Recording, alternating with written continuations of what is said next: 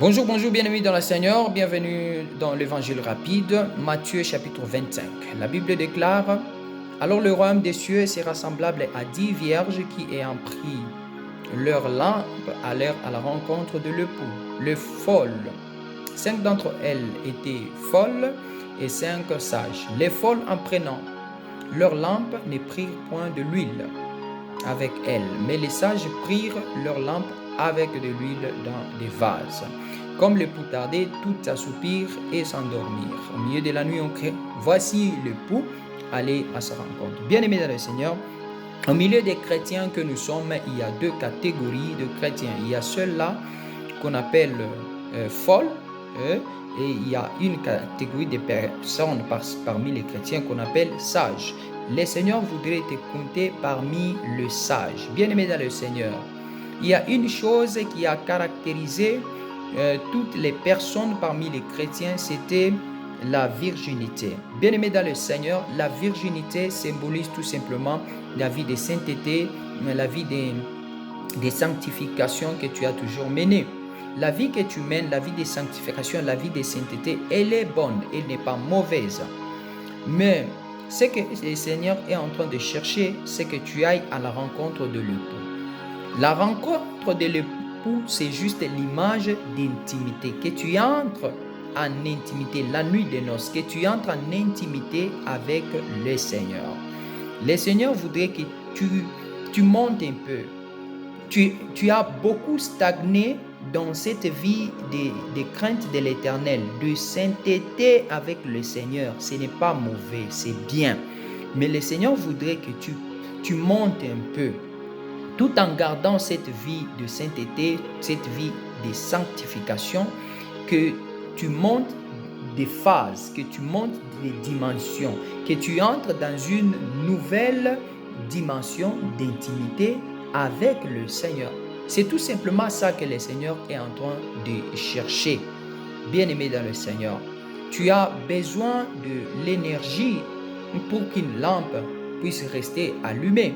Aucune lampe ne peut rester allumée s'il n'y a plus de l'énergie. Le Seigneur voudrait que tu emmagasines beaucoup plus de l'énergie afin que ta lumière reste toujours, ta lampe reste toujours allumée. Bien-aimé dans le Seigneur, l'énergie, c'est l'image de la vie de prière. Tu dois multiplier la vie de prière. Tu dois faire un effort, un minimum de sacrifice, un minimum de persévérance. Tenir dans la prière pendant 30 minutes, ce n'est pas facile. Tenir dans la prière pendant 1 heure, pendant 2 heures, pendant 3 heures, ce n'est pas facile. Mais il te faut un peu de courage, un peu de sacrifice, un peu de persévérance.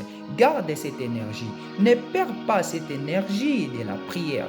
Parce que si tu perdais l'énergie de la prière, ta lampe va s'éteindre. Bien-aimé dans le Seigneur, le Saint-Esprit, tu dois garder le Saint-Esprit. C'est le Saint-Esprit qui t'apporte la parole de Dieu. C'est le Saint-Esprit qui te permet de discerner le vrai et du faux. N'éteins pas la lumière du Saint-Esprit. Ne l'éteins pas.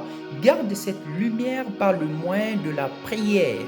Le Seigneur voudrait que tu persévères dans la vie de prière. Même si ce n'est pas facile, ne t'endors pas.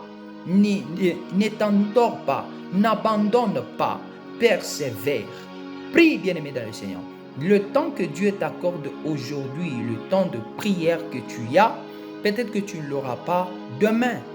Bien-aimé dans le Seigneur ne voudrait pas que tu commences à chercher ce temps sans pour autant le trouver. S'il te l'a accordé aujourd'hui, c'est pour que tu puisses, bien-aimé dans le Seigneur, le prendre au sérieux. Prends ce temps que tu as maintenant au sérieux et jette-toi dans la prière. Prie sans cesse. La Bible déclare: priez sans cesse. Bien-aimé dans le Seigneur, prie sans cesse. Conserve cette énergie de la prière. Ta lumière qui est le Saint-Esprit restera toujours allumée. Ta lumière qui est la parole de Dieu restera en toi, bien-aimé dans le Seigneur. Le temps que nous sommes en train de passer, c'est un temps où nous devons avoir une vie d'intimité avec le Seigneur. C'est un temps où nous devons garder la vie d'intimité.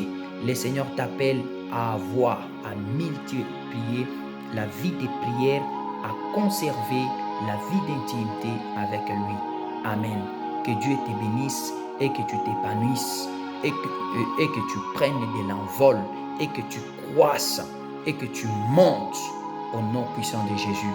Amen.